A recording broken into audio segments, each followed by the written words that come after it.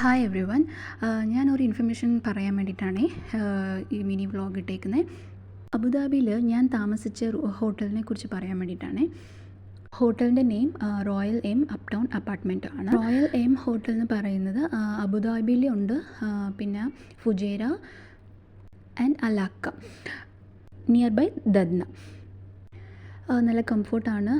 So എൻ്റെ husband working ആണ് ഇവിടെ. So if you want to know about this, DM on Instagram. ഞാൻ കാണിക്കുന്നുണ്ടല്ലോ.